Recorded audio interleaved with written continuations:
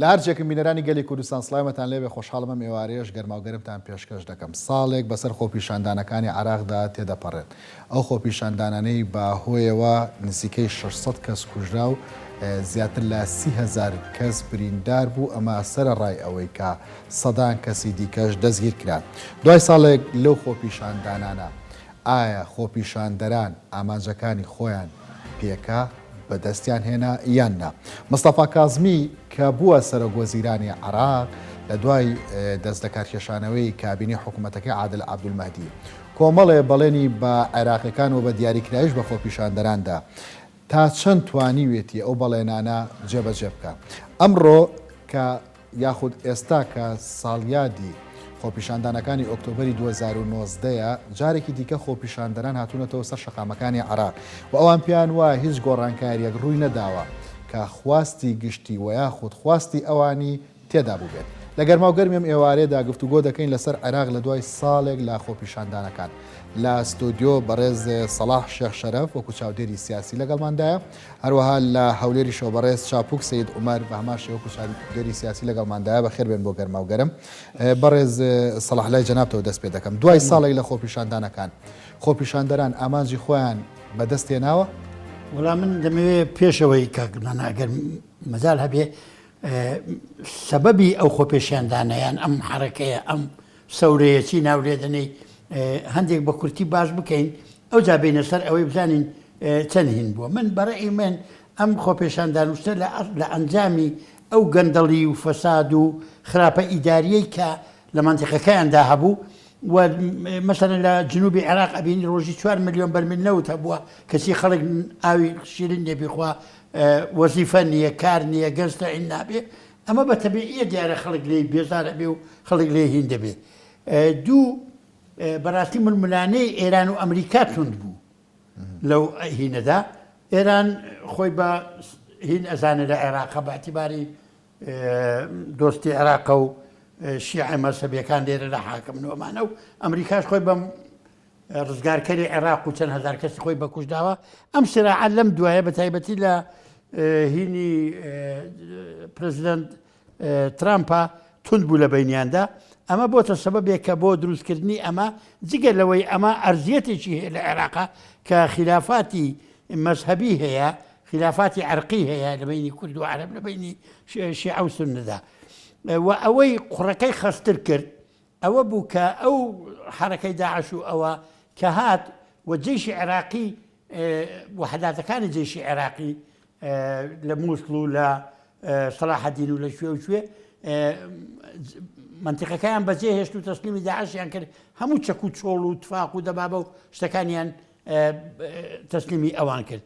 لەبەر ئەوە مەرجعیەت ناچار بوو کەوا فتوایشی جیهادی بدا کەوا ئەو حەشتی شعبیانە دروست بوون بەوە و مقاومەتی گەورەشیان کرد و دەتوانم بڵێم عێراقی شوهینیشیان ڕزگار کرد لە وەکو تاریخ وەکو حقیقەت بڵێن دروست کردووە. بەڵام ئێستا چۆن ئەمانە جەڵەو دەکرێن چۆن زەبت دەکرێن ئەوە مشکلەکەی ئێستایەتی. زیاد لە بۆش عێراق خلافێکەکەی هەیە هی وڵاتەکانی سعودیە و خەلیج و ئەمانە لەگەڵ ئێرانە. ئەمانەش دائیمەن ئەو جەوە دروست دەکەن وهانی خەڵکی عێراق دەدەن بۆ ڕاپەڕین و دژایەتیکردنی ئێران و ئەو حکومەی کە ئێستا لە عێراق بوو کە بەڕاستی حکمی شیعە بووە لە عێراقدا. لەبەر ئەوە ئەمەش بەشێکە بۆ دروستکردنی ئەمانە. زیاد لەوەش بەڕاستی من وەکو مێژووی شتێک دەڵێم 17 ساڵ لە حکمی دوای ڕژێمی سەدام حوسێنیدا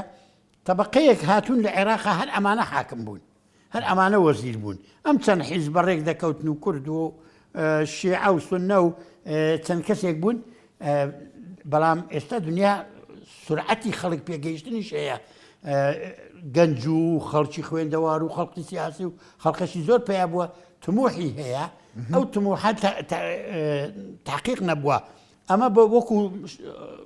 بانگراونەکی مێژووی لە سەردەمی حکمی مەلەکیدا حکمی نووری سەعیدا ئەو مشکلە دوو مشکلە دروست بوو کە ئێستا هەردووچیان تقریبا لەو ئەزمە سیاسەدا دروست بوونەتەوە. یەکەشیان ئەوە بوو نووری سەعید و نازانم چێ جەورەتر ئەیوبی و چێ هاشیمی و چێ هین بەکروچێ ئەمانە حکومیان دەکرد 30 ساڵ لە عێراقا هەر ئەو وجوهانە بوون ئەو جیلەی خوارێک کە پێگەیشت بوو خەڵک بێزار بوو لەوانە دووش ئەوە بوو کە ئینگلیزەکان نەوتەکەیان هەموو دەبرد ئەو نەوتە زۆرەی کەرکووک ئەو ساکە هەبوو زۆر بوو بەڵام شعبی عێراقی زۆر فەقیر بوو زۆر برسی بوو لەبەرەوە خەڵکەکە هەمووی ببوو بە دژی سڵتا و بوون بە شوێعی ئەو ساز زیاتر خەڵک زیاتر بەرەو سەفەکان و ئەوانەی کە معارەزەی ڕئیسی بوون و زەختیش لەسەر ئەوانە بوو تقریبا ئەم دوو عاملە ئێستا لێرەدا دیسان جارێکیکە دووبارە بۆتەوە هەم خەڵک برسیە لەپار ئەو هەموو نەوتە زۆرە و هەم هین بووە سێمین شت لە مەسەلەی ئەو تەوافقە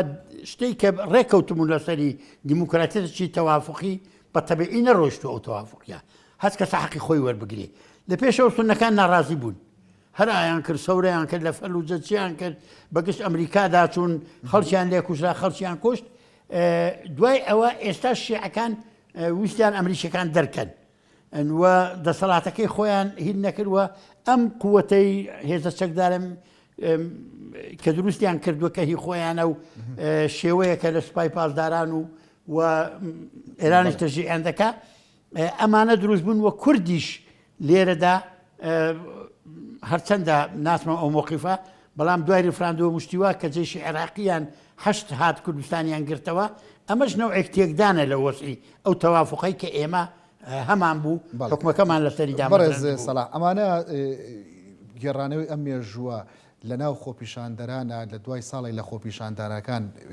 گفتوگۆی لەسەر بکەیتەوە خۆپیشاندەران بە کۆمەڵی ئامانج هاتنە سەر شەقام لە 2019دا ساڵێک پێش ئێستا پرسیارەکەی من ینی بە دیاریکراوی ئەوەیە لە دوای ساڵی خۆپیشاندەران لە عێراقدا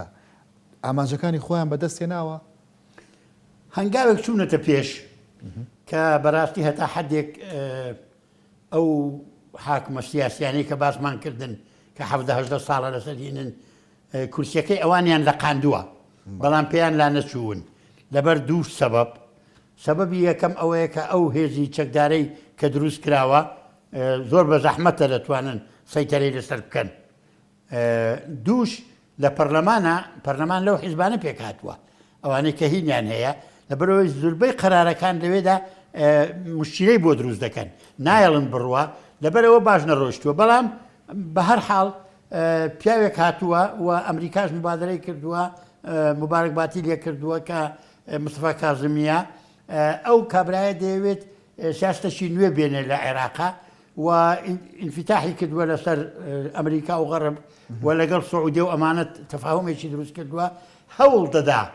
هەوڵ دەدا ئەم فەساد و ئەمانە کەم بکاتەوە بە تایبەتی لە منطقە حدودیەکان لەو نقطە گومرجەکانی حدودی و ئەوانە و چووە و سەیتەرەی کردو هەتای کوردستانیش هاتووە تا حدێک هەنگاوی ناوە بەڵام زۆر قورسە ئەویش لەبەر دووسێ سەبەب یەکەشیان عێراق لە ئەسڵا بە تەبیعی دروست نەبووە سێ پەکاتەیان پێکەوە نووساندووە شیعە و سوننە و کورد کە هەر یەکەی لە دنیایەکانە کورد تموحاتی قەومی خۆی هەیە شیعە بەنەوعێک حکومڕانی بیرەکاتەوە سوننەش خۆی بە حاکمی عێراق دەزانی هەتا سەدام حوسێن ڕووخاوە ئەویش داوای ئەو ئەمجادەی خۆی دەکاتەوە لەبەرەوەی بە زەحمەتە ئەمە وا بە هاسان بتوانێت ئەو پیاوە ئەو مشکلانەی بۆ حەل ببێ ئیلا ئەگەر و من پێشم وایە پێش ئەو بەڕاستی عادل عەبدولمەهدی پیاوێکی زۆر مولائیم بوو زۆر باش بوو بەڵام ئیتیفاقێکی لەگەڵ سینیەکان کرد بە 100 ملیار دۆلار و نازام چی ئەوانە ئەوە ئەمریکیەکانی لێ هاندا کە نەیانهێشت ئەو بمێنێتەوە کازمی هاتە ناوە زۆر باشە بەڕێز چاپوک سید عومەر چاودێری سیاسی کە لە هەولێرە و لەگەڵمادام هەیە سەرنجی تۆش لەسەر دوای ساڵی لە خۆپیشاندانەکان بزانم ئایا ئەو ئامانجانەی کە خۆپیشاندەران بۆی هاتنە سەر شەقام و دواتر کە سەرۆکوەزیرانی نوێ هات بەڵێنی پێدان کە بەڵێنەکانیان بۆ جێبەجێ بکات مستەفا کازمی توانیوێتی وەڵامی خۆپیشاندەران بداتەوە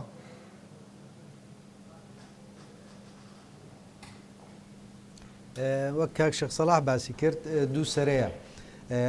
ئەو خۆپیشاندانە دوو بەشە بەشەکیان لە ناو هەناوی میلەتەوە هەڵقوڵاون هەست بە مەغدووریەت دەکەن هەست بە زوڵمەکی گەورە دەکەن هەست بە نامۆی یەک دەکەن لە وڵاتی خۆمان هەست بە ناعەدالەتێکی یەکجار گەورە دەکەن. تۆغمەیەک دەسەڵاتی بەسەر دەستداگرتیە و پێی دەوڵەمەند بۆ یەکجار زۆریش خەڵکیێکی زۆریش بە دواکەوتوی ماین ئەو هەژارەی کە لە ساڵەکانی هەشتایەکانەوە دەستی پێکرد و هەتا ئێستاش بەردەوامە چونکە شۆڕبوونەوە چل ساڵ شۆڕبوونەوە ئاسان نییە بە یەکجار هەربستیەوە بگەیەوە ئاستی هەفتایەکان لەبەر ئەوە سەرکەوتنەوە زۆر قورسە لە دوای 2023ش ئیتر خەڵکەکە بەڕاستی ئەو وەزعانەی تەقینەوە و شەڕی سیاسی و شەڕی ناو عێراق تەسیرێکی یەکجار زۆری کرد لەسەر دەوڵەتی عێراق و حکومەتی عێراق بەڕاستی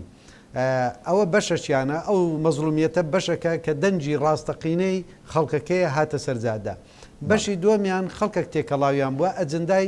دەور و پشتی بەدەستەوەیە لەگەر ئەجندای سیاسەکان ئەجندای سیاسەکان وەک کاک شەخ سەلاحیش باسی کرد ئەوانە نەکەوە دەسەڵاتیان بەدەستەوە گرتیە و بەشی زۆری ئەو خەڵکەنە کە نوێنەرەکانیان دەنێرنە ناو پەرلەمان و ئەنجامەکەشی ئەوەیە کە دیتما لە ماوەی ئەو 16 ساڵە ئەو دوو بەرەیە بەرەی تریشی تێدا تێکەڵ بووە بەرەی دەوڵەتە گەورەکان زلهێزەکان بە تایبەتی ئەمریکا و ئێران کە لە شەڕێکی بەردەوامی 40 ساڵەدانا لەسەر ئیسرائیل ئێران دروشمی لە ناوبردننی ئیسرائیلی هەرگرتیە و ئەمریکاش داکۆچیکەری سەرسەختی ئیسرائیلە کەواتە هەردووچیان ئەو قوملە لە عێراق دەتەقێنەوە دوو شێوەیە کە جێشی ئەمریکی هات بە ناوێک شێوەیەک چە میلیشیایەک هەنا ئەوجا ئەگەر ئەو میلیشیانە لە شێوەی قانون دابن وەک لە قەدیمەوە حرس قەومی و جێشی شعبی و فرسان و نازانم چی چەندی میلیشیای لەوا لە عێراق بە شێوەیەکی قانونی لە ناو سوپادا جیان کرایتەوە ئەوانش خەڵکیان زۆرە بێگومان ئەوانش دەستنە ناوجاددا هەر ئەوانە بوون کەوا لە عادل عەبدولمەهدیان تێکدا طبعا عادل عەبدولمەهدی ڕاستە ئیتیفاقیەکی تەفاهمی کرد لەگەر سین بە هەمان شێوەش ئێستا کە مستەفا کازمی ئیتیفاقیەکی تەفاهمی کردیە لەگەر ئەمریکا بەڵام هەردووچیان هەردوو ئیتیفاقەکە نەچوویتە بواری جێبەجێکردن هەر شەفەهیە بای ئەوەندە ملیارە ئێمە دەتوانین لەگەر کۆمپانیەکانی ئەو دوو وڵاتە کار دەکەین بەڵام لە ڕووی ڕاستیدا دەگەڕێتەوە سەر عادل عەبدولمەهدی تاڕادەیەکی زۆر هاتە پێشێ و پێشیش کەوت بەڵام ئەجندای حەقیقیەکە نەبوو عادل عەبدولمەهدی لابا ئەوانەی کە خەڵکە هەژارەکە و مەزلومەکە بوون ئەو ئەجندایانەی دەور و پشت بوون هاتنە ناوێ پاڵیان بە عادل عەبدولمەهدیەوەینا دەنا عادل عەبدولمەهدی ئەویش ئەوەی زۆری هەنگاوی باشینا ئێستا مستەفا کازمی لە باشترین بارودۆخ هاتیە ئەو بارودۆخەی لە مستەفا کازمی هاتیە و هەڵسوڕاوە کە بارودۆخەکەی لۆ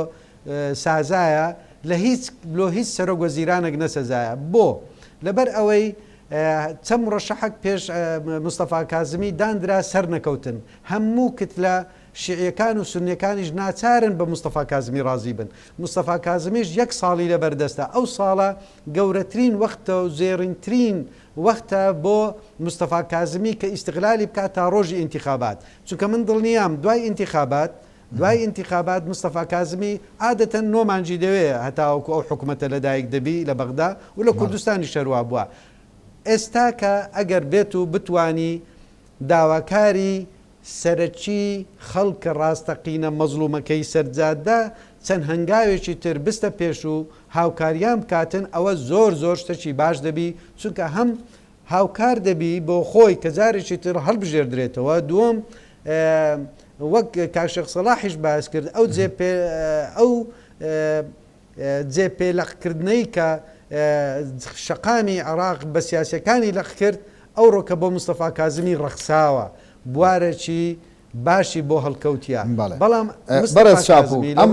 ڕەخساوی ئەم سازداوی گەورە بووە ئاماژەی پێ دەکەی بۆ مستەفا کازمی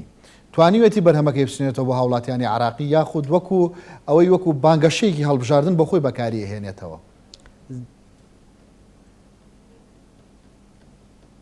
هەردووچی هەر باشە ئەگەر بیکاتن بەڵام بۆی نەسازاوە هەتا ئێستاکە یەکەم لەبەر ئەوەی تووشی ئەزمەی اقتصادی بووە سەردەمەکانی پێشی بەو شەوە نەبوون ئێستا کە عێراق دەبی 41 ملیار تەقدیمی کردیا حکوومەت کە قەرز بکە وا بزانم ئەو ڕۆکە پەرلەمان یا موافقەتی کردیا خەریکە موافقەت دەکات لەسەر عفوان 40 تریلیۆن ئێستا کە لەسەر 20 تریلیۆن دینار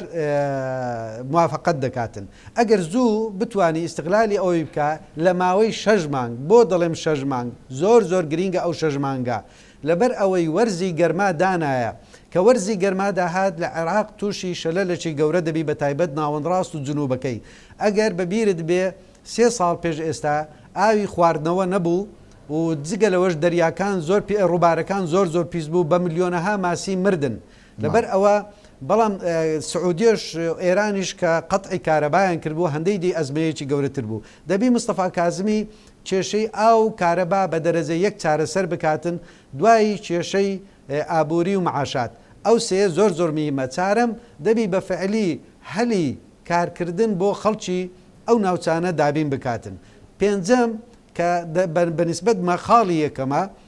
گرنگجیدان بە هەر سێ فئەتەکە بە تایبەتی بە کورد چونکە کورد ڕاستە ئەو ڕۆکە لە باڵی لە خوارە و بێدەنگە ئاستی دەنجی ئەو دەنگەنیە کە 4-5 ساڵ پێش ئێستا تێیدا بوو بەڵام پێکاتەیەکی یەکجار گرینگە چونکە لەوەتی دەوڵەتی عراق هەیە گرنگجی بەو پێکاتە سەرچەی نەدایە من هەموو کاتێک دەرم کورد ئینفیساڵی نەبووە ئەوەندی مەفسوڵ بووە مستەفا کازمی چۆن لەگەر کوردستانێکی دوای ڕیفێراندۆم معاملە دەکا دەبی بۆ ئەوەی کە سەرنجی کورد ڕاکێشی دەبی عیلاجی معاشات بکا لە کوردستان بۆ ئەوەی سەرنجی سونە ڕاکێشی دەبی عیلاجی مووسڵ و ڕوومادی و ئەو شوێنە زەرمەندانە بکاتەوە کە زۆر تاسیری لەسەر ئەو دوو پێکاتە کردیە سێم شیعە خەتای خۆی بووە نەیتوانی ئەو فرسەتە مێژویی بۆی هەڵکەوت نەیتوانی گرنگی بداتن بە منتقەکانی خۆیان تەنانەت وەچی باسی دەکەن نەجەف و کەربەلاش لە ئاستەکی پێویستدانە لە شەقام لە حتا لە بینایەتی کەرتی تایبەتیش لەو پێویستەدا مستەفا کازمی ئەو 6 مانگە زێڕینترین ئەو نەک 6 مانگ ئەو 8 مانگە زێڕینترین دەرفەتە بە تایبەتی دوای پەسەندکردنی بودجە بەڵام چی بۆ خۆپیشەندەران کردووە لە ماوەی ساڵی ڕابردووە ئەمە پرسیاری سەرەکی ئێمەیە لەم بەرنامەیە هەتا ئێستاکە زۆر کەم هەتا ئێستاکە خۆ پێشاندەران چیان دەست نەکەوتیا بە شێوەیەکی مەلموس لەبەر ئەوەی زروفی کۆڕۆنا هاتە گۆڕێ خۆ پێشاندەران بووە مەرجەکی سەرەکی بۆ فاکتەرێکی قرس لەسەریان کە نەتوانن بێنەوە سەرجاددا بەڵام لێرە بەدواوە باوەڕ ناکەم بەو شێوەیە و ئەگەر وەک جارانیش نەکەنەوە دەبی مستەفا کازمی بزانی هەر کاتێک دەتەقیتەوە من لە قەناعەتی مندا ئەوەیە کە لە دوای ئینتیخابات دەتەقیتەوە لە فەرزی گەرمادەنا هەتا ئێستا شتێکی وا دەست نەکەوتووە زۆر باش جێی باسکردن بەڕێ سەلاح لە عێراقدا کلێن و فەجوەیەکی گەورە هەبوو لە نێوان دەسەڵاتدار لەگەڵ هاوڵاتیە لە دوای ساڵێک لە خۆپیشاندان ئەم کلێنە فراوانتر بۆ لە نێوان دەسەڵات و هاوڵاتیە یاخود ئەم فەجوەیە بچووکتر بووەتەوە بەوادیر هەیە بەوەی بچووکتر بکرێتەوە بەوادیر هەیە بەڵام بە عملی وەکو کاک شێخیش باسی کرد تا ئێستا هین نەبووە لەبەر کۆمەڵێک سەبەب یەکێک لەوانەی شێخیش ئیشارەتی پێکرد پەیدابوونی ئەم کۆڕۆنەیە شکانی نرخی نەوت کە ئەمانە هەم خەڵکیان تووشی مەصرف کرد هەم خەڵکی لە هەموو عالەمە لە کوردستانیشە کە تو پارەت پێ نەبوو گەنجتە ئینکەی پارەت پێ نەبوو مەشارێ بکەی پارەت پێ نەبوو مەسەرەن ئاوەدانی مووسڵ بکەی ماوەدا یان وەکو شێخوتی کەربەلاو نەتەف و ئەمەش هین بکەی ناتوانانی ئیشەکانت باش بۆ ناڕوە نەبوونی پارە نەبوونی ئیمکانەتی هین ئەوە سەبەبێکە سەبەبێکی تر هەیە ئەوانەی کە ئەو حرەکانەیان زیاتر دەجوڵان پارەی خەلیج و ئەمانە تا ئێستا نەهاتوون وەکو هاوکاریەک بۆ مستەفا کازمی کە بیانەوێ ئەو بتوانێ ئەو بەرنامەی ئەوان پێیان باش بوو یان دوورکەوتنەوە لەولا هاوکاری بن پارەیان نەهێناوە تا ئێستا لێرە مەشارێ ئۆهینی پێ بکەن خەڵکەکە هەر فەقیری شتەکە ئەو کێشانەی کە لە عێراقدا هەیە پێم باشە بەڕاستی نەمانی کاریزمایەکی کە ئەو تەوافقەی ڕاگرت بوو وەختی خۆی زمانی کە جەنابی مام جەلال ڕئیس جەمهور بوو توانی بووی لە بینی ئەم کورد و عەرەب و شیعە و سونە و ئەوانەدا تەوافقەکەی ڕادەگرت و هەتا حدێکیش بە قسەیان دەکرد و بینی ئەمریکا و ئێرانیش تەوازنێکی دەکرد ئەم کارزمایش نەماوە ئێستا نە لە سونە و نە لە شیعە و نە لە هین ئەمەش مشکلەیەکە بۆ هین و تا ئێستا ئایا کورد ئێمە چەند پشتیوانین بەخشەمون پشتیوانی دەکەین بۆ کازمی بەڵام بە عملی چیمان کردووە ئایا مەسئلەی نەوتمان حەل کردووە لەگەڵیان ئایا مەسەلەی گومرگەکانمان حەل کردووە یان ئەو مەسەلەی پارە و موچەی ئێمەی حەل کردووە ئەمانەش هەمویان ئەمانە هەمووی بە مستەفا کازمی ئەکرێت بە حکومەت دەکرێت تۆ چۆن دەتەوێت لەگەڵی مەسەلا حیزبێکی کوردیان حکوومەتی کوردستان چۆن دەتوانێت لەگەڵ کازمی ئەگەر ئەو خلافاتانەی هەبێ پشتیوانی بکە لەبەرەوە دەبێت ئەم هینانە بن و بەڕای من دەبێت تەوافقێکی حەقانی دروست ببێت نەک مەسەلە جیهادێک چکە مەسەلا ئێمە دیومانە لە عێراق چێت لە حەقانی با عەرز بکەم ئێمە لە عێراقا هەمومان دەزانین لە سەردەمی کە ئینگلیز هاتووە سونە حاکم بووە لە وڵاتەدا سونە حاکم بووە کورد و شیعە مستەحەد بووە کە ئەم جارە بڵێن ئەمریکا هاتۆتەوە ئەو جارە سونە بۆ خۆیان نەیانزانی عینی غەڵەتەکەی شیعەیان دووبارە کردەوە دژی وەستان شیعە بوو بە حاکم و کوردیش دەسەڵاتێکی باشتریا بوو بەڵام هەموو ئەو دەسەڵاتانە ناحەقیانەکە هینی تێدایە مەسەلە شیعە ئەکسەریەتە ئەبێ دەرەجە یەک بێ سونە ئەبێ ئەو دەرەجەی خۆی هەبێ کورد وەک خەباتێکی چەند ساڵە ئەو هەموو تەسحیە و هینەی داوە ئەبێ حەقی خۆی پێ بدرێ على الأقل مثلا مادەی 140 بۆ جێبەجێ بکرێ لە باتەوەی داگیر بکرێتەوە بێن جێبەجێ بکرێ هەر کەسە بە پێی وەزنی خۆی بە پێی حەقی ئینتیخابیش بێ بە پێی حقوقی تاریخی خۆشی بێ حەقی خۆی پێ بدرێ دەسەڵاتی خۆی پێ بدرێ بۆ ئەوەی کەس شعور بەغوبن نەکا کە شعور بەغوبن نەکا ڕێک بن ئەمسا دەتوانن وڵاتەکەش دروستکەنەوە ئەتوانن نەوتەکەش بفرۆشن و ئەتوانن ژیانی خەڵکی شاک بکەنەوە بەڕێ سەلاح هەر تایبەت بە ئەو کلێنەی کە لە نێوان سیاسەکان و هاوڵاتیانە هەبوو لە ماوەی ئەم ساڵدا سیاسیەکان لە عێراقدا دەسەڵات لە عێراقدا لەوە تێگەیشت کە هاوڵاتی عێراقی چی دەوێت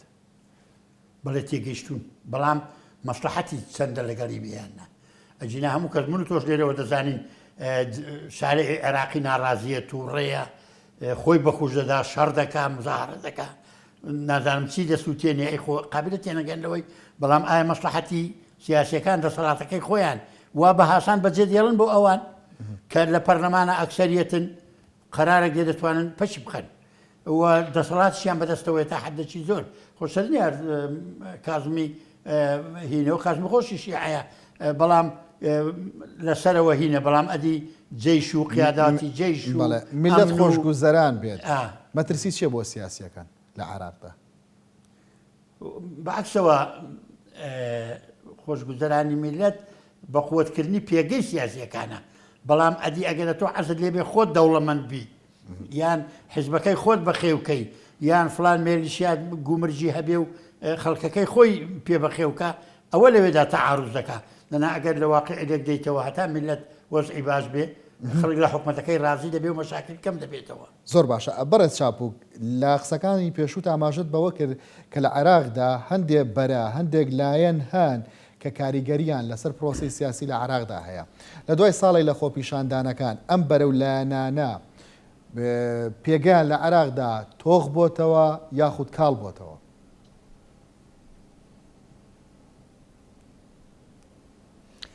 بەداخەوە هەتا ئێستا بەدیلیان نییە هەتا ئێستا کە گەلی عێراق حیزبێکی تر نییە کە بتوانن متمانەی پێ بکەن یان دروست بوو بی لە نوێ جگە لەو سیاسیانە ناچارن یا دەبی دەنگ نەدەن یان دەبی ئەوانە بێنە سەر حکم بەڵام مستەفا کازمی وەک عادل عەبدولمەهدی هەتا لەو کاتی کە هات چونکە ئەویش جێی هیوایەکی گەورە بوو ئێستاش ئەویش جێی هیوایە چونکە لە بیرمان نەچی عادل عەبدولمەهدیش پەرێزەکی پاچی هەیە ئەگەر بەراورد بەوانی بکەی زۆر باشترە مستەفا کازمیش هەتا ئێستا بە چاوی ئیجابی لەلایەن خەڵکی عێراقەوە بە کوردستانیشەوە سیر دەکرێتن بەڵام دەگەڕێتەوە سەروەی یەکەم نیاتی خۆی ئینەمە الأعمال بالنیات دووەم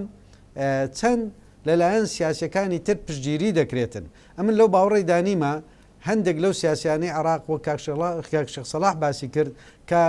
نیازیان بەخێوکردنی خۆیانە نیازیان بە دەوڵەمەندکردنی حیزبەکانە یا لە بۆ ئەجندای وڵاتێکی تر ئیش دەکەن ئەمن لەو باوەڕی دانیمە کە بتوانن یارمەتی مستەفا کازمی بدەن مستەفا کازمی وەک پێشتریش باسم کرد باشترین کات ئەو ماوەیە کە بتوانی کارەکانی خۆی پێشاندا بەلانی کەم وەکو برەی سولفەیەک بداتن بە خەڵکەکە کە ئەمن ئەو شتانە دەکەم و ئەوەش نیازەکەمە ئەوەش پێشەچەکەمە پێویستە ئەوەی بکاتن بۆ هەموو عێراق و بۆ هەموو پێکاتەکانیش بۆ ئەوانەی کە لە پشتی مستەفا کازمیش پێیان باشە یان پشتگیریان کردێت تا ئێستا بەڕاستی ئەوانیش بێتە مەیدان ئەمریکا دەبی پێش هەمووان بێتە مەیدان مستەفا کازمی بەو دوایە چوویتە فەڕەنسا چوویتە ئەڵمانیا چوویتە بەریتانیا پێشتر سەردانی ئەمریکای کرد دەبی ئەوانە بە تەواوی بێن ئەگەر ڕاست دەکەن بە بەجددی لە خەمی عێراقدانە یان مستقبلێکی تر بۆ عێراق دەبینەوە لە ڕێگەی کازمی دەبی لەو 6 مانگە بە دەری خن و پشتی بگرن بە تایبەتی کورد چەند ئەجندایەکی مهمی هەیە یەکەمیان ئێستا مەعاش بۆ ئەجندای یەکەم چونکە خەڵک بە داوای پارە دەکات داوای ژیان دەکات داوای ئەو ڕۆژانەی کە بەڕێی دەکاتن پێی بژێتن ئەوەی یەک دووەم لە ڕووی نەتەوایەتیەوە ئێمە مستحیلە 150 خاچی کوردستان لە دەرەوەی ئیقلیم بیتن بەو شێوەیە بەغدا غەزم نەزەری لێ بکاو چاپۆشتی لێ بکاو بە 17 ساڵە ئەو دەستی پێ بکات سێم کورد بۆ خۆی من نابینم بەڕاستی ئەوەندەی شەڕە حیزب دەبینم یعنی بەڕاستی بەداخەوە من ناتوانم برێم هیچیان تاوان بار نینە یعنی معقول نییە کورد بەو شێوە لاوازیە بێتە مەیدانێ و داوای مادەی 140 بکاتن ئەوە کە بەڕاستی جێی مامجەلالی یەکجار چۆلە مەکە قووەتمان نییە لە بەغدایە کەسمان نییە وەکو دەرێ پێی بخڕین بەڕاستیەکەی یعنی ئەمە قووەتمان نییە پێی بخڕین لە دوای بەتایبەتی دوای ئەم حکوومەتی کە مستەفا کازمی سەرۆکایەتیەکە دەبینین عەرەب ئەوەی ئیستیغلال کرد بە شیعە و بە سوننەوە بەڵێ کورد داوای موچەی لێ دەکات ئەنی توانای و قابلیەتی ئەوەی هەیە کە مادەی 140 بۆ کورد جێبەجێکە لە کاتێکا ناتوانە موچە بۆ هەرێمی کوردستان بنێرێت واللهی ئەوەش کەنگروماز بە وعدەی خۆی ئەوان زۆر دواکەوتینە لە هەردووشتان دواکەوتینە دەبی پێشەچی یەکەم جار ئەوە خەمی بژێوی ژیانی خەڵکەکەی بخۆنەوە بوویتە دەرەجە یەک دووەمیان هاوتەریب لە گەروی نەک دووەمیان دەبی ئەوانە بەردەوام باز بکرێتن ئەوانە بەردەوام بە چاویان دادنەوە ئەنگۆ ئەگەر بچە ئێوە ئەگەر بە چاوی ئینفیساڵی تەمەشامان بکەن ئەوە دەبی بەو چاوی بی کە 100 ساڵە دەوڵەتی عێراق تەمەشامان دەکەین بەڵام ئێوەش ئەگەر بە چاوی ئێمەش بە چاوی مەفسولیەتی خۆمان لە دەسەڵاتی ئێوە تەمەشای ئێوە دەکەین کە ئێوە لەوەتی دەوڵەتی عێراقەیە لە هامیشڕا تەمەشای مەسەلەی کوردی کردیە خوش و خۆشیان و دەوڵەتەکانی دەور و پشت و دنیاش دەزانی ئەو ناوچە دابراوانە کوردن کە تۆ نای ئاعترافی پێ بکەیت تۆ کێشەیەکت هەڵگرتووە یەکێک بەردێکی بەدەستەوەی ئەوڕۆ نەبیسبینی بەسەریدا دەدا کورد سبینێ باڵی ڕاست بیتەوە بە تاکید لە دەوڵەتی عێراق قبول ناکە دەکەواتە دەبی ئەو تەوافقی کە کاک شێخ سەلاحیش باسی کرد ئەو هێزەی هەمانە کۆی کەینەوە لەوەی ئەو تەوافق و ئەو هاوسەنجی زۆر باشە بەرز چاپوو مستەفا کازمی ئەو هەفتەژمانگە ئێمە لە دوای ئەو هەفتەژمانگە دەبی تەقیمی بکەین شەقجادە شەقامیش دەبی پاش ئەو هەفتەژمانگە تەقیمی بکە لە دوای ساڵی لە خۆپیشاندانەکان ئەمڕۆ خۆپیشاندەران لە عێراقدا پێیان وایە گۆڕانکاریێک ڕووی نەداوە کە لە ئاست خواستی ئەواندا بێت پرسیارەکە ئەوەیە شەپۆلێکی دیکەی مەترسیدار لە عێراقدا بەڕێوەیە یاخود وەکو ساڵی ڕابردۆ شەپۆلە دادەمرکێنرێتەوە بەڕای بن ئێستا کە بەو هێزەی جاران لە ئارادانیە لەو دقەی بەڵام ئەو هێزە هێزی جەماوەرە هەیە دەنجی کەسانێکی برسیە دەنجی کەسانێکی لێ قەوماوە ئەو ڕۆنا سبەی 6 مانجی دی 3 مانجی دی ساڵشی تر 2 ساڵی تر هەر دەتەقیتەوە ئەگەر چارەسەری نەکرێ دەتەقیتەوە تۆغمەیەکی سیاسی زۆر دەوڵەمەند لە سەرتانسەری عێراق پەیدا بووە خەڵک ئیرەیان پێدەبا بەڕاستی ڕقی لیان هەستایە ناتوانانی تاسەر خۆی ڕابگری بەرامبەریان مناڵی وان بەو شێوە بژێ مناڵی ئەوانە بەو شێوەیە بژێ ئەوان داوای عەدالەتێک دەکەن نزیک بوونەوەی چینەکانە دەیکەن ئەگەر باڵی عەشایر نەبووە ئەگەر بێت و دین و ئەوانەی لە پشتی دینەوە هەڵیان دەسوڕانەوە نەبایە ئەگەر بێت و عێراقیش 70 ساڵ پێش ئێستا بواە لە دەور و بەری چەند حیزبێش بوانە کە بیتوانی بواە خەڵک کۆکاتەوە و بینتە سەرجاد و بۆ ئایدۆلۆژیایەک بۆ مەبەستێک بۆ پرۆگرامێک دڵنیام ئەو حکومەتەی عێراقە شلۆقەی ئێستاکە قەت خۆی لە بەری نەدەگرت. زۆر باشە بەڕێز سەلاح شەڕی نێوماڵی شیعە ئەو کارەساتەی لێ کەوتۆتەوە کە ئێستا لە عێراقدا هەیە ململانی نێوماڵی شیعە بە تەواوەتی لە کارەکانی حکوومەتە ڕەنگی داوەتەوە لە بەرامبەردا هەردوو پێکاتی کورد و سوننا نەیانتوانیوە ڕێگری لەو ململانەی شیعە بکەن کە بێتە ناو حکوومەتەوە پێ دوای ئەو دوو پێکاتەیە کەمتر خەم بوون لاوەی کە نەهێڵن ئەو ململانەی بێتە ناو کارەکانی حکوومەتەوە. وەڵام من دەمەوێت پێشان ئیزافەیەک بکەم لەسەر قسەکانی کاکەشێخی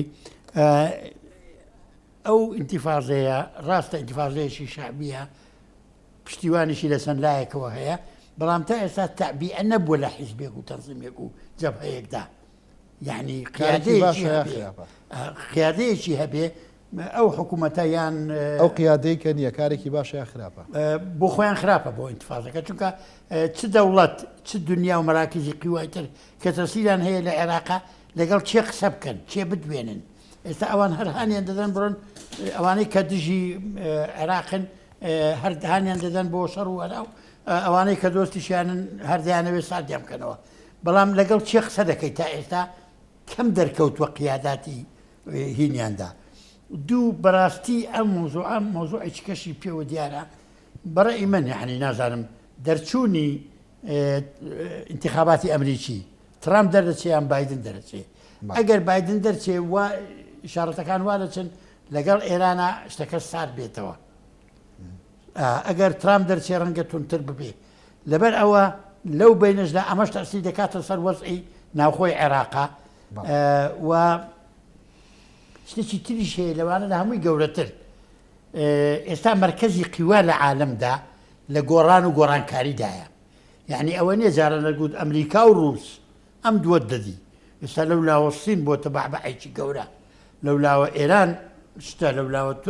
تورکیا دەوڵەتێکە وا بە هەر چوار تەرەفی خۆیان شەڕەکە سعودیە و خەلیج بە پارەکەی خۆیان دنیایان هێناوەتە جۆش و خرۆش و ئەمانە لەبەر ئەوەی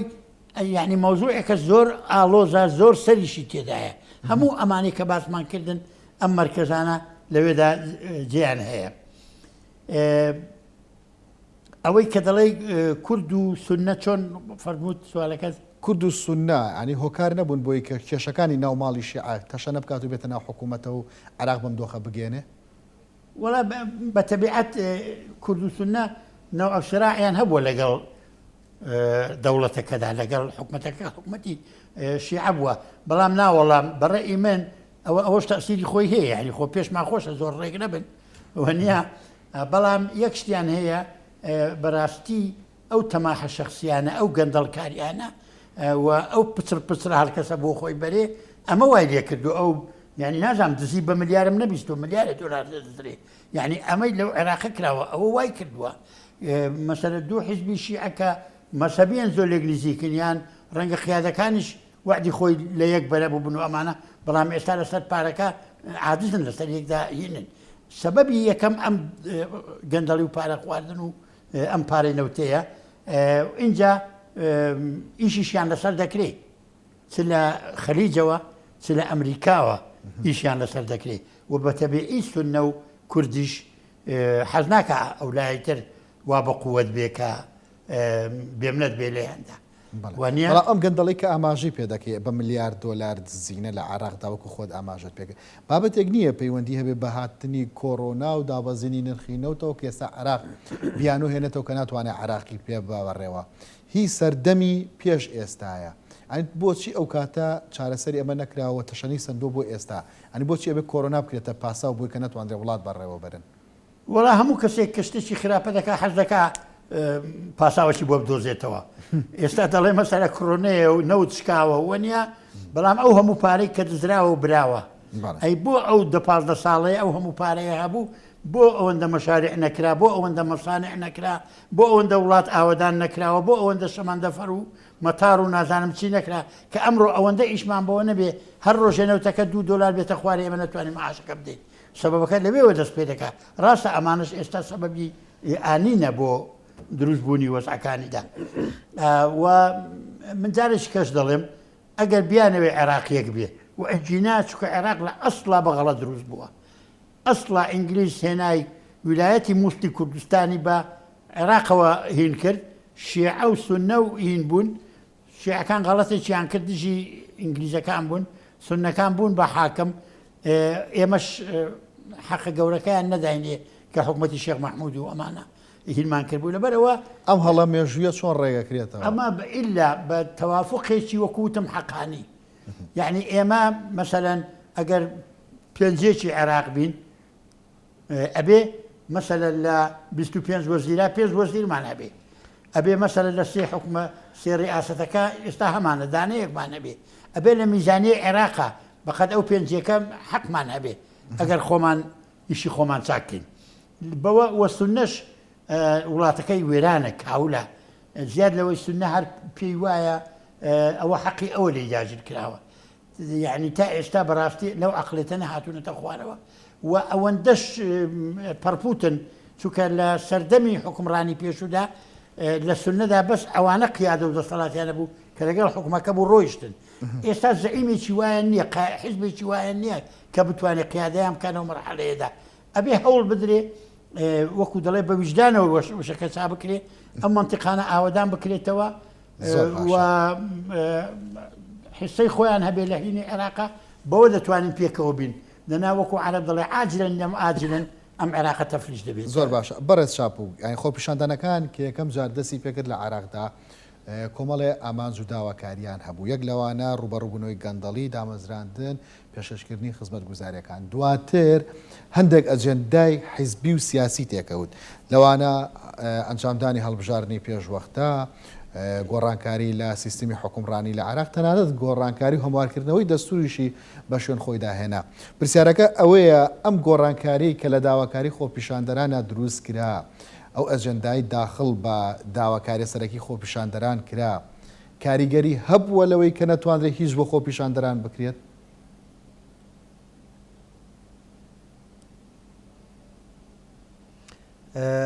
ڕاستە خۆی داواکاریەکان هەندێکیان دەبی ئێستا بکرێ هەندێکیشان کاتی دەوێت بۆ ئەوی کاتە بۆی بکرێتن ئەنێت و دەست لە سیستەمی گۆڕانکاری لە سیستەمی عێراق بکەی دەبی کاتی بوێتن ئێستا ناکرێت بەڵام ئەوانەی کە دەبی ئێستا بکرێتن دووشتە بەڕای من خزمەت گوزاریەکان دواتر ئەویش لە ڕێگەی حیزبە سیاسیەکانەوە طبعاً دوایی دەستوەردان لە گۆڕانکاری ئەو سیستەمە سیاسی کە هەیە بەڵام بەڕای من کێشەکە هەر لەوەندەی دانیە کێشە لە توغمەی سیاسی عێراقا خۆ هەتا ئێستاکە یعنی پارەیەکی خێڵی هاتی عێراق ئەوە دەی کە باز دەکرێت و نەوت کە فرۆشە تقریبان زیاتر لە دەوری 1500 ملیار دۆلار هاتیتی عێراق ینی سارێ زیاتر لە 100 ملیار دۆلار هاتیتی عێراق ئەگەر لەو هەفتە ساڵەی ئەگە 1000 ملیاری حسابکەی دەبووایە جگە لە موچە زۆر زۆر کەرتی گەورەی وەک کارەبا و ئاو بەنداوەکان و مەسانیع و معامیل و زۆر شتی تریش لە بەرهەمهێنان پێی چارەسەر کرا بواە بەڵام ئەو پارە چۆ چێ ئەخر ئەوەیە پارەکە چیتە چێندەر ئەمن باوەڕ ناکەم لەو سەردەمەیدا لەو بەو زوانشدا گەنجی عێراقی هیچی دەستکەویتن بەڵام ئەو زەختکردنە سەریان یەکەم ئابروچوونێکی زۆر گەورەیە بۆ سیاسەکان طبعاً کە نەیانتوانی و بە تایبەتی لە سەردەمی مالیکی و عەبادیدا چونکە ئەوان نە لەگەر کوڕ ڕێککەوتن نە لەگەر سونە ڕێککەوتن یعنی سومعی شیعەشیان شکان شیعە نەیتوانی سەرکەوتن بباتن لە دەسەڵات لە بەڕێوەبردننی دەوڵەتی عێراق ئەوجا ئەوە چەند خەتای ئێمەی تێدا بۆ وەک کورد چەند خەتای سونەی تێدا بۆ وەک سونە بەڵام دەسەڵات لای ئەوە بەڵام بۆ خەتاکەە بەڕێز ئەوانن دەبێت مەبەستەکەی من ئەوەیە ئەو داواکاریانی کە یاخۆ ئەو ئەجەندا سیاسی و حیزبی کە هەبوو هەنگاوی باشی ناوە بۆ هەڵبژاردننی پێشوەختە مانگی 6 2021 ئەنجامەدرێ. بۆ نمونە هەموارکردنەوەی دەستور لیژنەیەک لە ئەنجومەنی نوێنەرانی عراق پێکێنراوە کە کاری بۆ بکە لە بەرامبەردا ڕوبەڕووبوونەوەی گەندەڵی یاخود دامەزراندنی هاوڵاتیان پێشکەشکردنی خزمەتگوزارەکان هیچ شێکیەوەی بۆ نەکراوە.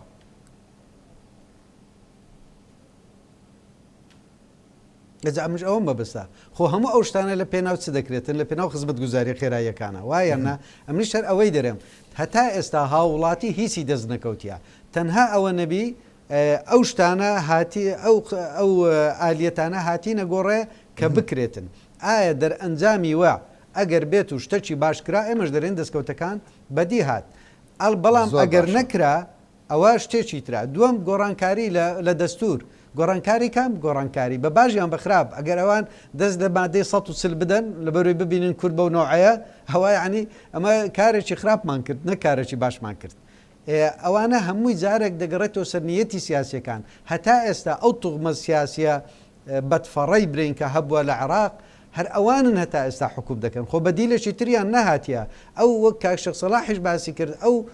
خەڵکە فەقیرە هەژارە نەدارەی لە ئازاری خۆی لە بێ تااقەتی خۆی لە بێ نەبوونی خۆی هاتیتە سەرجادەی قیادەیەکی سیاسی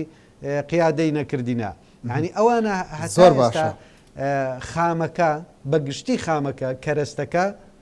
ئەوە نییە هەتا ئێستاکە گرەوی لەسەر بکەی کە دێتە دی بەڵامە من تەوانمە پێمان خۆشە هەوڵش دەدەین تەمەناش دەکەین کە خەونەکانیان بێتە دی.